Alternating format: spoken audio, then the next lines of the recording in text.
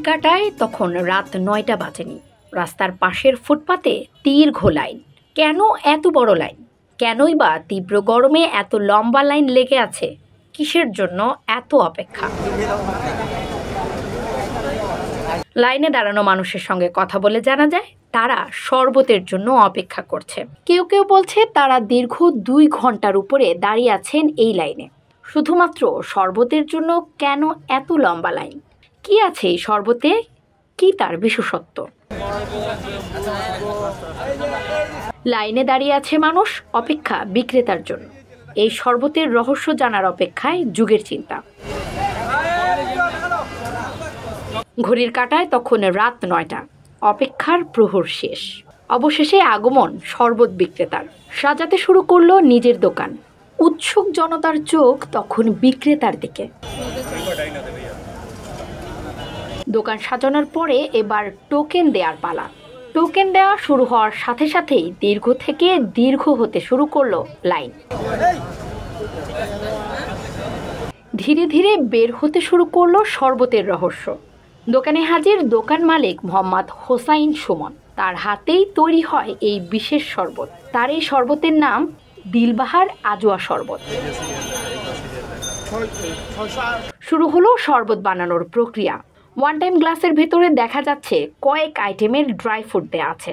তার মধ্যেই দেয়া হচ্ছে স্পেশাল শরবতের উপকরণ। কি কি উপকরণ দিয়ে তৈরি হয়েছে জানতে চাইলে দোকানি বলেন, এটা আমার মায়ের তৈরি সিক্রেট রেসিপি। তারপরে দেয়া হয় স্পেশাল ছানা। পর্যায়ক্রমে দেয়া শেষ হলে তারপর দেয়া হয় আরেক ধাপে অন্য সিক্রেট রেসিপির শরবত। তারপর ব্যবহার করা হয় চকলেট, কাজু বাদাম, কর্নফ্লেক্স এবং জাফরান। প্রথম ধাপের শরবত বানানো সম্পন্ন হলে ডাকা শুরু হয় টোকেন নাম্বারের সিরিয়াল অনুযায়ী। দীর্ঘ সময় অপেক্ষা করে কাঙ্ক্ষিত শরবত পেয়ে খুশি ক্রেতারা। আমরা মাত্রই আসলাম, কিন্তু এখানে হাফ এন আওয়ারের উপরে দাঁড়াই থাকতে হয়, তারপরে হচ্ছে যে আমরা যেতে পারি। আমি এখানে এসেছি 8:30টার দিকে, বাট মানে এসে শুনেছি যেখানে 9টা বাজে এটা ওপেন করে, সো পেলাম আর কি মাত্রই।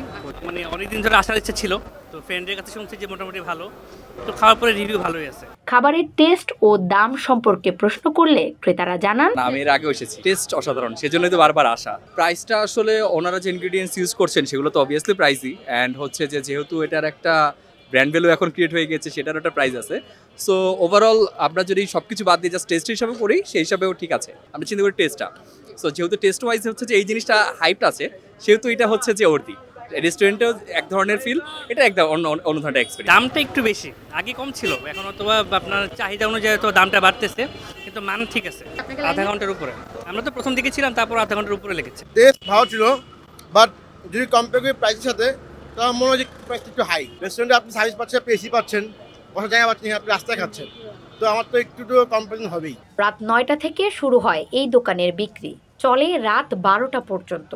মাত্র ৩ ঘন্টায় বিক্রি হয় 400 গ্লাস শরবত, এমনটাই জানিয়েছে একজন বিক্রেতা। প্রায় ৬-৭ বছর, এটা লিমিটেড প্রোডাক্ট, তো 400 গ্লাস, এটা বেশি প্রোডাকশন করা যায় না। আমাদের রাত ৯টা থেকে 12টা ফিক্স টাইম, আর রোজার মধ্যে হচ্ছে তারাবির পর। দোকানের মালিক মোহাম্মদ হোসাইন জানিয়েছেন, আগে ফাস্টফুডের ব্যবসা করলেও মায়ের পরামর্শে শুরু হয় এই ব্যবসা। কিন্তু ক্রেতাদের এত ভিড় থাকার পরও রাত ৯টা থেকে দোকান শুরু হয় কেন, এর আগে কেন নয়? এমন প্রশ্নের জবাবে তিনি বলেন, এটার মধ্যে দুধ, মালাই, জাফরান, এরপরে কিশমিশ, খেজুর, মালাই, সন্ধ্যার পরে এখানে দোকান থাকে, তো সব শ্রেণীর দোকান যাতে না হয়। হ্যাঁ, আলহামদুলিল্লাহ ভালোই বলে, ভালো না হলে তো আর বারবার আসবে না। এমনি চকে বিজনেস করি, 7 দিনই বসা হয়। এই যে শুধু শরবতই তো বিক্রি হয়, দুধ মালাই দিয়ে, যেটা 400 গ্লাস হয়, আলহামদুলিল্লাহ ভালো। এটা আমার আম্মার সাথে করা হয়েছে। এটা আস্তে আস্তে চিন্তা হয়েছে, একবারে তার চিন্তা হয় না। 10 টাকা 20 টাকার মধ্যেও ছিল, ওটা একটু নর্মাল ছিল আর কি। 10 টাকা থেকে শুরু হয়েছে, এখন ইন্ডিয়াস একটু বাড়ছে।